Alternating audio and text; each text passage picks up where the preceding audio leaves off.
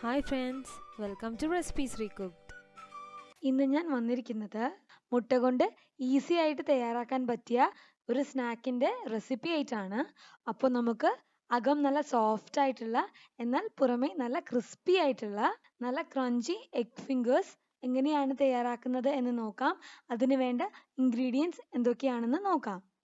Egg fingers തയ്യാറാക്കാനായിട്ട് ഞാനിവിടെ 2 മുട്ടയാണ് എടുക്കുന്നത്.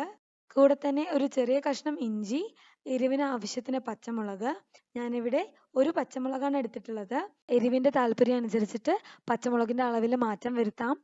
പിന്നെ വേണ്ടത് നല്ല ഫൈനായിട്ട് അരിഞ്ഞെടുത്തിരിക്കുന്ന 2 ടേബിൾ സ്പൂൺ സവോളയാണ്. പിന്നെ വേണ്ടത് ബ്രെഡ് ക്രംസ് തയ്യാറാക്കാനായിട്ട് 2-3 സ്ലൈസ് ബ്രെഡ് വേണം. 1/2 കപ്പ് കോൺഫ്ലേക്സ് വേണം. ഇത് തികച്ചും ഓപ്ഷണൽ ആണ്. പിന്നെ വേണ്ടത് ഒരു 2 ടേബിൾ സ്പൂൺ മൈദയും 2 ടേബിൾ സ്പൂൺ കോൺഫ്ലവർ. ഇതിന് പകരമായിട്ട് ഒരു എക്സ്ട്രാ മുട്ട എടുത്താലും മതിയാകും. കൂടെ തന്നെ ഒരു 1/4 ടീസ്പൂൺ കുരുമുളക് പൊടിയും ആവശ്യത്തിന് ഉപ്പും വേണം. അപ്പോൾ എഗ് ഫിംഗേഴ്സ് തയ്യാറാക്കാനായിട്ട് ആദ്യം ഈ മുട്ട കൊണ്ടൊരു ഓംലെറ്റ് തയ്യാറാക്കിയെടുക്കണം. അതിനായിട്ട് ഒരു ബൗളിലേക്ക് മുട്ടയും നമ്മൾ എടുത്തു വച്ചിരിക്കുന്ന ഇഞ്ചി, പച്ചമുളക്, സവോളയും ചേർത്ത് നന്നായിട്ടൊന്ന് ബീറ്റ് ചെയ്തെടുക്കാം. ഓംലെറ്റ് ഇതുപോലെ തന്നെ തയ്യാറാക്കണം എന്ന് ഒരു നിർബന്ധവും ഇല്ല. നിങ്ങൾ സാധാരണയായിട്ട് എങ്ങനെയാണോ ഓംലെറ്റ് തയ്യാറാക്കുന്നത് അതുപോലെ തയ്യാറാക്കിയാലും മതിയാകും. ഞാനിവിടെ പ്ലെയിൻ ആൻഡ് സിമ്പിൾ ഓംലെറ്റ് ആണ് തയ്യാറാക്കുന്നത്. ഇതിലോട്ട് ഇനി ഞാൻ ഒരു എക്സ്ട്രാ ഫ്ലേവറിന് വേണ്ടിയിട്ട് കുറച്ച് മല്ലിയില ചേർക്കുന്നുണ്ട്. ഇത് വേണമെങ്കിൽ സ്കിപ്പ് ചെയ്യാം. പകരം വേണമെങ്കിൽ കുറച്ച് കറിവേപ്പില ആണെങ്കിലും ചേർത്ത് കൊടുത്താൽ മതിയാകും. ഇതിലോട്ട് ഇനി ആവശ്യത്തിന് ഉപ്പും ചേർത്ത് നന്നായിട്ടൊന്ന് മിക്സ് ചെയ്തെടുക്കാം.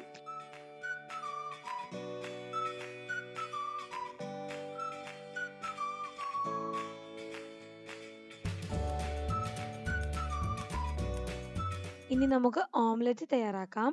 അതിനായിട്ട് ഒരു പാൻ ചൂടായി വരുമ്പോൾ ആവശ്യത്തിന് എണ്ണ ചേർത്ത് കൊടുക്കാം. എണ്ണയൊന്ന് ചൂടായി വരുമ്പോൾ നമ്മൾ നേരത്തെ തയ്യാറാക്കി വെച്ചിരിക്കുന്ന മുട്ടയുടെ മിക്സ് ചേർത്ത് ഓംലെറ്റ് തയ്യാറാക്കിയെടുക്കാം. ഞാനിവിടെ അത്യാവശ്യം നല്ല കട്ടിയുള്ള ഓംലെറ്റാണ് തയ്യാറാക്കുന്നത്. അതുകൊണ്ട് തന്നെ അടച്ച് വെച്ച് വേവിക്കുകയാണെങ്കിൽ ഒരു സൈഡ് പെട്ടെന്ന് വെന്ത് കിട്ടും.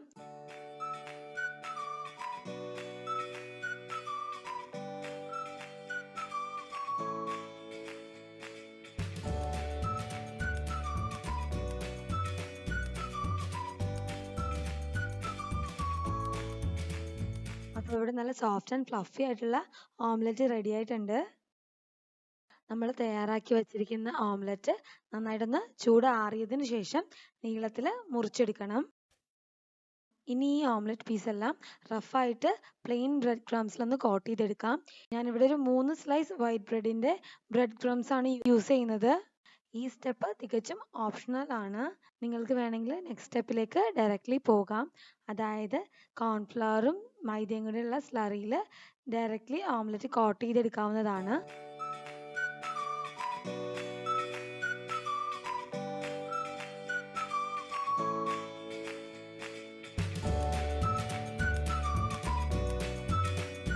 ഇനി ബ്രെഡ് ക്രംസിൽ കോട്ട് ചെയ്ത് വെച്ചിട്ടുള്ള ഓംലെറ്റ് പീസസ് സ്ലറിയിൽ മുക്കിയിട്ട് ബ്രെഡ് ക്രംസിൽ വീണ്ടും കോട്ട് ചെയ്തെടുക്കണം. 2 ടേബിൾ സ്പൂൺ കോൺഫ്ലവറും 2 ടേബിൾ സ്പൂൺ മൈദയും 1/4 ടീസ്പൂൺ കുരുമുളക് പൊടിയും ആവശ്യത്തിന് ഉപ്പും ചേർത്ത് മീഡിയം തിക്ക് കൺസിസ്റ്റൻസിയിലാണ് സ്ലറി തയ്യാറാക്കുന്നത്. ഇതിന് പകരമായിട്ട് ഒരു മുട്ടയാണെങ്കിലും യൂസ് ചെയ്താൽ മതിയാകും.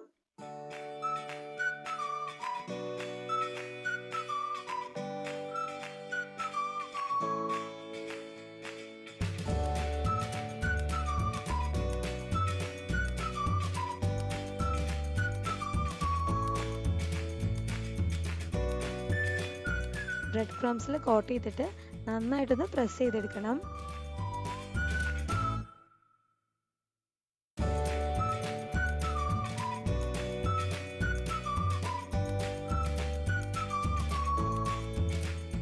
ഇവിടെ എല്ലാ ഓംലെറ്റ് പീസസും സ്ലറിയിൽ കോട്ട് ചെയ്തിട്ട് ബ്രെഡ് ക്രംസിലും കോട്ട് ചെയ്തെടുത്തിട്ടുണ്ട്. ഇനി ഇൻ കേസ് നിങ്ങളുടെ കയ്യിൽ കോൺഫ്ലേക്സ് ഇല്ലാന്നുണ്ടെങ്കിൽ ഇങ്ങനെ തന്നെ നിങ്ങൾക്ക് ഫ്രൈ ചെയ്തെടുക്കാം. അല്ലെങ്കിൽ ഇതിനെയൊന്ന് കോൺഫ്ലേക്സിലും കൂടെ കോട്ട് ചെയ്തെടുക്കാം. ഒരു 1/2 കപ്പ് കോൺഫ്ലേക്സ് മിക്സിയിലിട്ട് ലൈറ്റായിട്ട് പൊടിച്ചെടുത്തതാണിത്. ഒത്തിരി ഫൈനായിട്ട് അങ്ങ് പൊടിഞ്ഞു പോകരുത്. ലൈറ്റായിട്ടൊന്ന് പൊടിച്ചെടുത്താൽ മതിയാകും. കോൺഫ്ലേക്സിലും കൂടി ഒന്ന് കോട്ട് ചെയ്തെടുക്കുന്നത് കൊണ്ട് തന്നെ നമുക്ക് നല്ല ക്രിസ്പി എഗ് ഫിംഗേഴ്സ് കിട്ടും. ബ്രെഡിൽ മാത്രം കോട്ട് ചെയ്തിട്ട് ഫ്രൈ ചെയ്യുന്നതിനെക്കാട്ടിലും നല്ലൊരു ടേസ്റ്റ് ആണ്. കോൺഫ്ലേക്സിൽ കോട്ട് ചെയ്തിട്ടും ഒന്ന് ലൈറ്റായിട്ട് പ്രസ് ചെയ്ത് കൊടുക്കണം. അപ്പോൾ ഇവിടെ എല്ലാ ഓംലെറ്റ് പീസസും കോൺഫ്ലേക്സിലും കോട്ട് ചെയ്തെടുത്തിട്ടുണ്ട്. ഇനി നമുക്കിത് ഓയിലിൽ ഫ്രൈ ചെയ്തെടുക്കാം.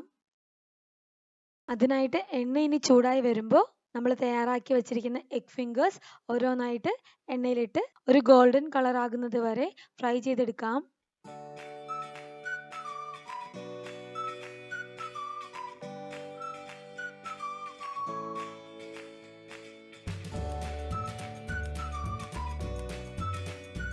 ഒരു സൈഡ് ഒന്ന് ലൈറ്റ് ഗോൾഡൻ കളർ ആകുമ്പോൾ മറിച്ചിടാം.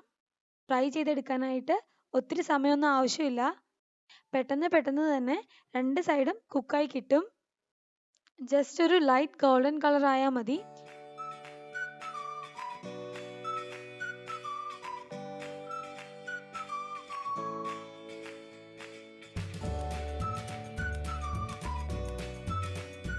അപ്പോൾ ഇതാ നമ്മുടെ ആദ്യത്തെ സെറ്റ് ക്രിസ്പി എഗ് ഫിംഗേഴ്സ് ഇവിടെ റെഡി ആയിട്ടുണ്ട്. ഇതുപോലെ തന്നെ ബാക്കിയുള്ള എഗ് ഫിംഗേഴ്സും നമുക്ക് ഫ്രൈ ചെയ്തെടുക്കാം.